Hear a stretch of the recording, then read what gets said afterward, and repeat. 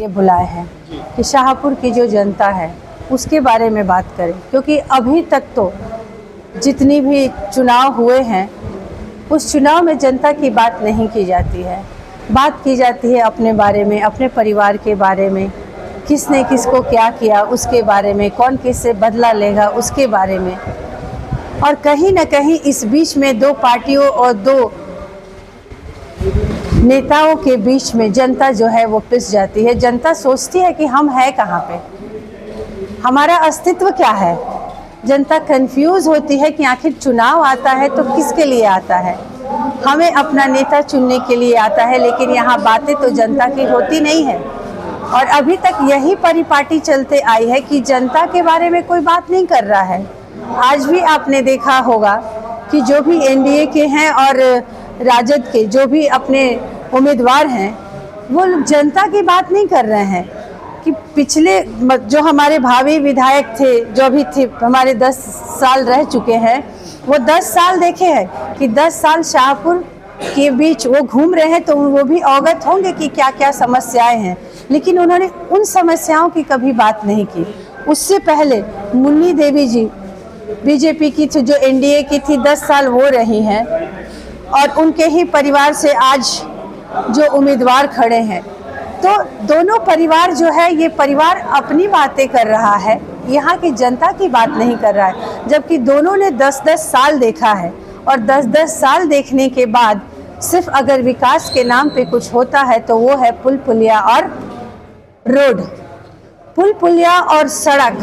जब एक परिवार जो कि गरीब है, जिसके यहाँ किसी परिवार को मैं देखती हूँ तो ये देखती हूँ कि उनके यहाँ उसके घर का गार्जियन नहीं है, छोटे छोटे बच्चे हैं, महिला है, उसको पुल पुलिया और सड़क से क्या मतलब है? उसका परिवार कैसे चलेगा? उसको तो ये चिंता है कि मेरे घर में मेरे बच्चों की शिक्षा कैसे मिलेगी, मैं आज खाना खा रही हूँ, कल मैं 2 टाइम की रोटी कैसे जुगाड़ करूँगी। तो आज हम बात करेंगे उन्हीं अपने समाज के और अपने शाहपुर के उन लोगों के लिए, उन गरीब जनता के लिए। उसी में आप एक ले लीजिए, हमारे मुसहर समाज को लीजिए। मुसहर समाज जब हम लोग छोटे छोटे थे और जिस तरह का उनको हम लोग देखे थे कि आज भी उनके तन पर कपड़े नहीं हैं, ये दुर्भाग्य है बिहार का। प्रशांत जी ठीक कहते हैं कि जो आंकड़ों में जितनी गरीबी बिहार दिखती है, अगर आप ज़मीन पे जाइए तो उससे कहीं ज़्यादा गरीबी है ज़मीन पर। और मैं कई जगह गई जहाँ पे कि मुसहर टोली सब है, आप वहाँ पे जाके देखिए तो आपको अनुभव होगा कि बिहार अभी कहाँ स्टैंड कर रहा है। तो कम से कम जो 10-10 साल रहे हैं उनको तो इतनी तो ऐसी व्यवस्था बना देनी चाहिए थी कि कम से कम हर बच्चे के तन पर कपड़ा तो होना चाहिए। उनकी बात कोई नहीं करता है। तो जनता को ये सबक लेनी चाहिए कि हमने दोनों को 10-10 साल मौके दिए हैं, अब आगे उनको निर्णय लेना है कि आगे करना क्या है। फिर उन्हीं को दोबारा लाना है, जिसको अभी 10 साल देख लिया, जिसको पहले 10 साल देख लिया है। क्योंकि अब वो ये बात कर रहे हैं कि हमें पलायन रोकना है। ये एक मतलब हंसी आती है इस बात पर कि जिसको जनता ने मौका पहले दे चुकी है, वो लोग अब पलायन की बात कर रहे हैं। अब उन्हें पलायन याद आ रहा है कि अच्छा यहाँ पलायन हुआ है और हमें पलायन रोकना है। इस बार अगर हमें आप चुनते हो तो हम पलायन को रोकेंगे। तो जनता को ये सवाल करना चाहिए कि जब इतने साल 10-10 साल आप दोनों रहे तो पलायन कहाँ था? सबसे ज़्यादा पलायन उसी समय तो हुआ है। उसके बाद रही बात शिक्षा की, जब शिक्षा इतने दिनों से शिक्षा खराब हुई है तो किसी ने उस पर ध्यान नहीं दिया। वहाँ पे शिक्षा के लिए सारी सुविधाएं बना दी गई है, लेकिन बच्चे को शिक्षा मिल रहा है कि नहीं मिल रहा है उस पर कोई ध्यान नहीं दे रहा है। जो माता पिता थोड़े जागरूक हैं शिक्षा के प्रति, वो अपना पेट काट कर कैसे भी प्राइवेट स्कूल में अपने बच्चों को भेज रहे हैं पढ़ने के लिए। लेकिन जो गरीब परिवार के हैं वो मन को महसूस कर रह जाते हैं कि काश हमारे पास भी पैसा होता तो हम भी अपने बच्चे को पढ़ा देते। उनके बच्चे स्कूल जाते हैं, खिचड़ी खाते हैं और वापस आते हैं। तो ये सारी मुद्दे जो हैं, यही सारी मुद्दे आज के हैं कि आखिर जनता को कब तक ऐसे बरगलाया जाएगा, जनता को कब तक बेवकूफ़ बनाया जाएगा। जब जब चुनाव आता है तब तब मुद्दे याद आते हैं, चुनाव ख़त्म हो जाता है और भूल जाते हैं लोग। जवैनिया गांव लीजिए, बाढ़ लीजिए, यहाँ पे बाढ़ बरसों से आ रहा है, दशकों से बाढ़ यहाँ पे आ रही है, लेकिन उसके रोकथाम के लिए, उसके बचाव के लिए कोई स्थायी निवारण या जो उससे ग्रसित है उनके लिए कोई निवारण नहीं दिया गया। आज पवन सिंह आए थे करनाल में, एनडीए प्रत्याशी के पक्ष में आए थे, उन्होंने विजय माला पहनाया और जनसैलाब से अपील किए हैं यहाँ से राकेश ओझा जी को विधायक बनाइए। उसे कुछ नहीं होता है। पवन जी आए थे क्योंकि उमड़ा हुआ था। बिल्कुल, वो तो उमड़ेगा क्योंकि पवन सिंह जो हैं एक बहुत अच्छे सेलिब्रिटी हैं और उनके फॉलोअर्स हैं, तो ऑब्वियस है कि उनको देखने लोग जाएंगे। जब वो जवैनी आए थे तब भी वहाँ पे जनता टूट पड़ी थी उनको देखने के लिए। इसका मतलब ये नहीं है कि वो एनडीए के लिए आई है, वो पवन सिंह को देखने के लिए आई थी, उनकी गायकी को, क्योंकि वो लोग पसंद करते हैं। गायकी और वोट देना ये दोनों में काफ़ी अंतर है। तो वो उनको लोग जब उनको इतना चाहते हैं, वो उनके घर आए हैं, तो लोग अपना प्यार दिखाने के लिए और उनको एक बार देखने के लिए, जो लोग हैं उनके फॉलोअर्स हैं वो देखने के लिए गए हैं। तो इस भ्रम में नहीं रहना है कि पवन सिंह आए हैं और वहाँ सैलाब, जन सैलाब उमड़ पड़ा है तो वो सारे वोट में तब्दील हो जाएंगे। देखा जा रहा है शाहपुर विधानसभा में बड़े बड़े कार्यक्रम लग रहा है और बड़े बड़े नेता आ रहे हैं, इसका मुख्य मकसद क्या है? मुख्य मकसद ये है कि शाहपुर आज जो है वो हॉट सीट बन गया है। इससे पहले भी शाहपुर में यही दो महागठबंधन और एनडीए की ही लड़ाई होती थी, यही दो थे। तब तो इतने बड़े बड़े सेलिब्रिटी नहीं आते थे, इतने बड़े बड़े लोग शाहपुर में नहीं आते थे। इस बार क्यों आ गए भाई?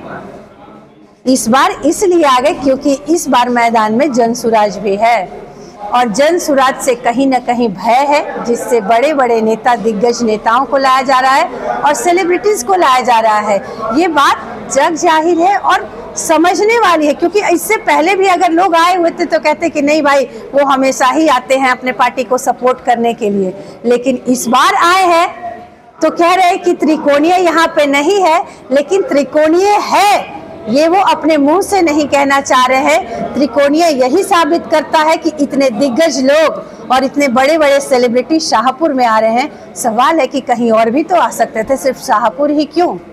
तो ये सभी को पता है कि क्यों आ रहा है। मैडम, एक सवाल है, जैसे आपने माझी समाज की बात की कि तन पे कपड़ा नहीं है, अभी तक शिक्षा नहीं मिला, देश के आज़ाद हुए 78-79 साल हो गया, और क्यों वो लोग अभी तक पिछड़े हुए हैं? क्या लगता है आपको, इसका रीजन क्या रहा है? रीजन यही रहा है कि किसी ने उन पर ध्यान नहीं दिया, किसी ने कभी सोचा नहीं कि वो जो समाज के लोग हैं उनके साथ भी हमें न्याय करना है, उनको वो हक दिलाना है, उनको वो सारे अधिकार दिलाने हैं जो बाकी जनता को मिल रहा है। उनको सीधे से अनदेखा कर दिया गया है और वो अनदेखा बरसों से की जा रही है, जो कि बहुत ही निंदनीय है और बहुत ही दर्द, बहुत पीड़ा होती है ऐसे लोगों को देख करके। उनके झुग्गी झोपड़ियों को देखिए, उनके बच्चों को देखिए, चप्पल दूर, तन पे कपड़े तक नहीं है। मैं कहूँ क्या, आप लोग घूम रहे हैं और आप देख रहे होंगे कि किस तरह से गंदगी में वो रह रहे हैं। हम चाहते तो उनको भी सुधार सकते थे, बता सकते थे, प्रशिक्षण दे सकते थे कि हमें किस तरह से रहना चाहिए। जब तक ऐसे लोग आगे नहीं बढ़ेंगे तब तक हम कैसे कह सकते हैं कि हमारा बिहार आगे निकल जाएगा। उन्हीं लोगों पे भी जम के किया जाता है, पिछड़ा, दलित, पिछड़ा, ये लोग पे भी। हाँ, महादलित, इन सब पे करते तो हैं, लेकिन सामने साक्ष्य क्या दिख रहा है? आप जब वो इस तरह की राजनीति करते हैं तो वहाँ जा करके एक वीडियो बना के दिखा दीजिए कि भाई बरसों से आप लोग महादलित पर राजनीति करते आए हैं, लेकिन देखिए कि महादलित समाज रहता कैसे है, उसको भी देख लीजिए। 40 साल पहले जो मैंने देखा था, 45 साल पहले जो मैं देखी थी, आज बिल्कुल वैसा ही है, उसमें नाम मात्र का कोई फर्क नहीं है। शाहपुर विधानसभा में आरोप प्रत्यारोप लगता है, लेकिन विकास की बात कब होगी?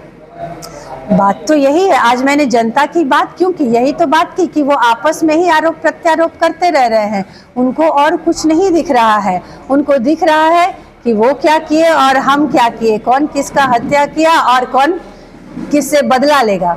लेकिन जनता बीच में खत्म हो जा रही है। आज पीसी का मकसद ही यही है कि जनता की बात कौन करेगा। ये बात जनता को समझ में आनी चाहिए कि हमारी बात कौन कर रहा है, हमारे लिए कौन खड़ा है। यहाँ तो दोनों आपस में ही भिड़े हुए हैं।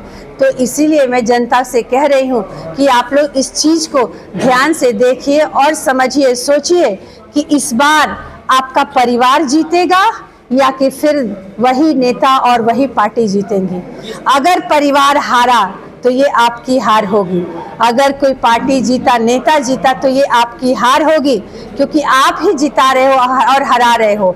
आप एक एक पार्टी को पकड़ के बैठे हो कि भाई इस पार्टी से हम तो उसके कट्टरपंथी हैं, हम उसको छोड़ेंगे नहीं, लेकिन ये नहीं देख रहे हो कि मेरा बच्चा जो जिसको कि पढ़ाई मिलना चाहिए थी उसको पढ़ाई नहीं मिल रहा है, मेरा बच्चा पढ़ लिख कर ऐसे ही घूम रहा है, उसको नौकरी मिलना चाहिए था, उसको रोजगार मिलना चाहिए था, उससे नहीं मिल रहा है। तो मैं ये कह रही हूँ कि आप इस बार कम से कम नेता और पार्टी को छोड़ करके अपने अपने परिवार के बारे में और अपने परिवार के विकास के बारे में सोचिए। जिस तरह से गुलाब चंद यादव जी की हत्या हुई, कट्टर समर्थक थे जनसुराज के, आपको डर नहीं लगता है हुलास पांडे और राकेश ओझा से? क्यों डर लगेगा भाई? हमने ऐसा क्या किया है कि हमको डर लगेगा? हमने किसी का कुछ बिगाड़ा नहीं है।